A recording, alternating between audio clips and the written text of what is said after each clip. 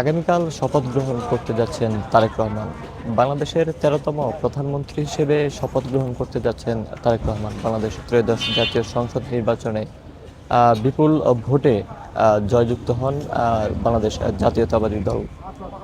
২০৯টি আসন পেয়ে তারা সরকার গঠন করতে যাচ্ছে। আগামীকাল মন্ত্রিপরিষদ গঠন হবে এবং সেই সাথে শপথ গ্রহণের সমস্ত প্রস্তুতি কিন্তু সম্পন্ন করা হয়েছে। আমরা জানি যে জাতীয় সংসদ ভবনের সামনে যে জায়গাটি রয়েছে মানিক মিয়া অ্যাভিনিউতে কিন্তু তাদের শপথ গ্রহণ অনুষ্ঠান অনুষ্ঠিত হবে।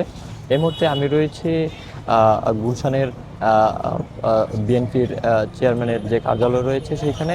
আমরা দেখছি যে এখানে কিন্তু বিভিন্ন জেলা থেকে নেতাকর্মীরা দফায় দফায় আসছেন এবং কেউ ফুল হাতে, কেউ বা বিভিন্ন ব্যানার হাতে এবং বিভিন্ন উপহার সামগ্রী নিয়ে তারা কিন্তু আসছেন এবং তারা কিন্তু শুভেচ্ছা অভিনন্দন জানাতে আসছেন।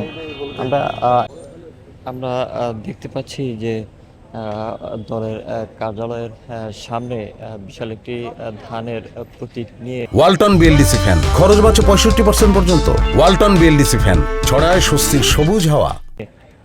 একজন এসেছেন যশোর থেকে। আপনার তার সাথে একটু কথা বলার চেষ্টা করবো যে তিনি কেন এই প্রতীক নিয়ে এসেছেন এবং কিভাবে এনেছেন।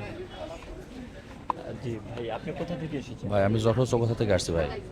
আপনি কি নিয়ে আসছেন? আমি ধানের শেষ প্রতীক দিয়ে আসছি।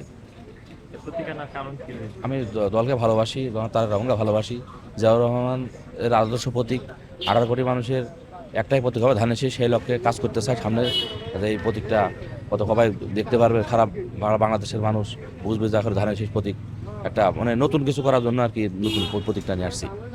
এমন প্রতীক কারণ আছে, আমি তারেক রহমানকে ভালোবাসি, এই জন্য তার জন্য একটা প্রতীক উপহার দিব আর কি। এই জন্য সেই লক্ষ্যে আমি নিয়ে আসছি তার জন্য প্রতীকটা আর কি। জি জি, আমি উপহার দেবো, যেন তারেক রহমানকে উপহার দেবো। এই জন্য আমি যশোর থেকে ট্র্যাকে করে আমি আমার প্রতীকটা নিয়ে আসছি তাকে উপহার দেওয়ার জন্য।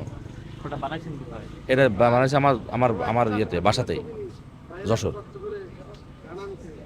দর্শক যেমনটি শুনলেন, তিনি যশোর থেকে এই প্রতীকটি বানিয়ে কিন্তু ট্রাকে করে এখানে এনেছেন এবং তিনি এখানে এনেছেন দলের যে চেয়ারম্যান রয়েছে তারেক রহমান, তাকে উপহার হিসেবে এটি তিনি দেবেন, সেই উদ্দেশ্যেই কিন্তু তিনি এসেছেন। দর্শক আমরা দেখতে পাচ্ছি যে চেয়ারপারসনের যে কার্যালয় রয়েছে সেই কার্যালয়ে কিন্তু নেতাকর্মীরা বিভিন্ন দফায় দফায় প্রবেশ করছে। জানিয়ে রাখি, আগামীকাল শপথ গ্রহণের মাধ্যমেই বিএনপির রাষ্ট্রীয় ক্ষমতায় যাচ্ছে। নতুন একটি অধ্যায়ের সূচনা হচ্ছে বাংলাদেশের। আগামীকাল শপথ গ্রহণের মাধ্যমেই রাষ্ট্রীয় ক্ষমতা পেতে যাচ্ছে বাংলাদেশ জাতীয়তাবাদী দল।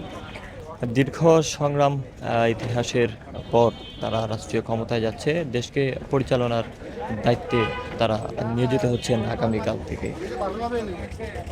আগামীকাল মানিক মিয়া অ্যাভিনিউ দক্ষিণ প্লাজায় কিন্তু শপথ গ্রহণ অনুষ্ঠানটি অনুষ্ঠিত হবে। ইতিমধ্যেই সমস্ত কার্যক্রম কিন্তু সম্পন্ন করা হয়েছে। আমরা দেখছি যে দলের সিনিয়র নেতাকর্মীরা কিন্তু কার্যালয়ে প্রবেশ করছেন।